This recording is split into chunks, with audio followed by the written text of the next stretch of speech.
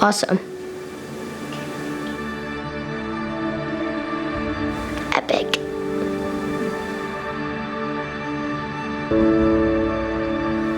He says, you were my son and you changed my life.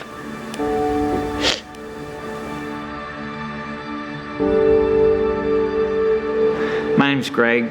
I'm from Washington State, and I'm a full-time counselor, but also a full-time facilities manager. I'm married to a wonderful woman named Brianne. We have a 10-year-old son with us. My dad did the best he could, but I didn't feel loved. I really didn't. It was impossible to measure up to the expectations that he had, and so there really was no relationship. I would say almost a sense of shame, just feeling so unaccepted by my father, that feeling like he didn't want me around, like I was a nuisance, a hassle. Being in that crowd of the bad kids, or whatever you want to call it, I never felt like I measured up to the other groups, the other people, so I never strayed from that. I stayed there. I got jobs with them. I did whatever they did. I didn't really feel like I was worth a better life. I was not stuck, but just like that was my place. So being in a drug culture like I was, naturally you want to be at the top of the pile. You want to have the esteem of your peers. Started with selling pot, growing pot.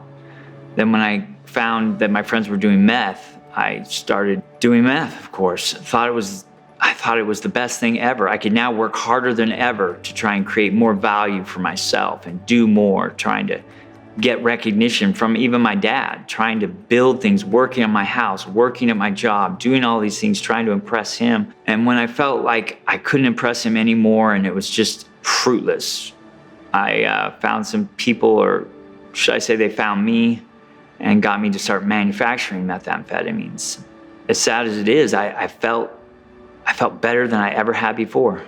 I felt like I had something. I thought that people wanted me. I thought that people looked up to me. I thought I had this ability that other people didn't have. And it destroyed me. It destroyed the lives of everybody around me. Things got bad, then they got worse. I was miserable in an abusive relationship, verbally abusive, everything in front of my son, who's like almost 3 years old. He's experienced all this. He's growing up in a drug house. I couldn't live with myself. I fled the state and came to Georgia, not knowing what I would do. And within 2 weeks, I had found something that would change my life. I met a guy. His son had gone through a program. He came to talk to me. He asked me how healthy I wanted to get, and I had never heard anyone ask a question like that before. I didn't even understand it. And he began to say, well, you're not high right now. Maybe you stay clean for a while. Maybe you get a job. Maybe you don't even use again. But he leaned forward. He looked me in the eye and he said, but honestly, how healthy do you really want to get? And it was one of those God moments that something pierced me, that I knew that he had some truth that I didn't have. And somehow I knew that I was sick, that there was something wrong with me. And he began to tell me, I know this place. I know that if you can do this, it will be the hardest thing you will ever have done, but you will no longer hate yourself. You will no longer want to die. And I told him, stop right there. I said, if there's a place like this, sign me up. I'm in. And he told me it was no longer bound. Culture shock. Oh boy. Yeah, being engrossed in the drug culture for years and years and years. And then I come here and they walk me down the hill and every guy comes up and hugs me. I was wondering, what have I got myself into? I didn't understand it. I was so shot out that so many of the things that they told me, I thought it was ridiculous. I didn't think they knew what they were talking about. I actually thought, I know God. They don't. So after about 4 months, God started doing something. Something was going on the inside. I started realizing that that what they were saying was true, that I needed this, that there was hope for me, that I was seeing people that had something that I didn't, and I wanted it.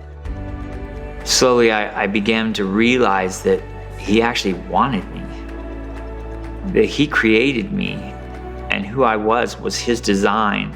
It was actually right here on the other side of that door where I was journaling on December 8th.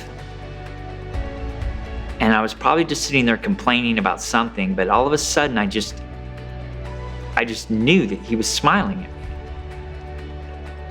It was so clear, I can't even explain it. The next line I wrote in my journal was, "You're smiling at me, and I didn't do anything for this. I'm sitting here literally complaining about everything, and you're smiling at me."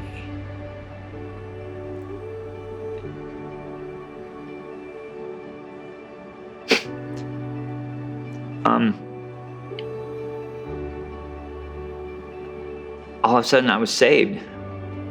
I didn't do anything to deserve it, and I couldn't lose it. It couldn't go away. It was mine. I had it. It was tangible. It was right there. My life was forever changed in that moment. The greatest way I can tell you about No Longer Bound and what it did for me, that it was so transformational. What happened to me was so valuable, so impactful. At the end of it, I told God, I said, I will stay for internship. I will give 10 months of my life if just one person can get what you did for me. I found countless people that God used me to help to find the same thing that he gave to me here at No Longer Bound. I can't even put it into words. Working and maintenance really goes hand in hand with what we do here in restoring men. I get to teach in the classroom and be a spiritual guide, but then be able to work with the men side by side, be an example, and see them right where life meets them. We have old buildings here, and we are constantly repairing. And I think the men take pride in building and making things better, on working with something, taking what you have and putting it to work. I think the men, even when they put in a hard day's work, they're proud of what they've done. And that's pretty important, because they weren't proud of their lives before. I talked to my sister, and she tells me that my little boy Hunter's mother wants to come to Georgia and visit her son. I'm alarmed.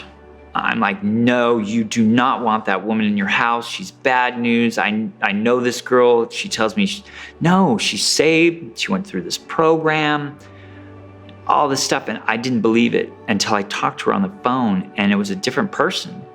So what God did for me here at No Longer Bound, God did something very similar for her on the other side of the United States. And she had graduated a discipleship program, became head of the women on the worship team at church. I mean, blow my mind. I came to visit Hunter, and I saw Greg, and it was almost like meeting him for the first time, because his spirit, there was something clear in it. He had changed. His eyes were completely different, and I just saw love emanating through him. And it was like meeting somebody for the first time. And I think he felt the same way too, because we were both different people.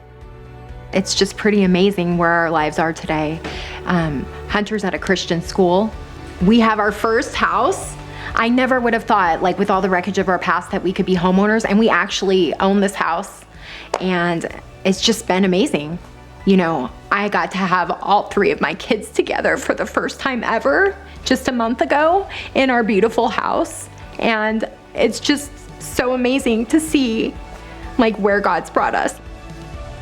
But I knew that this was the woman that God put in my life, and everything that I ever wanted ended up being in her. And we've been together now almost 4 years, and we're both active in recovery. We're both active in the church. We're both active in No Longer Bound. We are just so happy to grow together. And my son, he just turned 10, and all he remembers is mom and dad being together.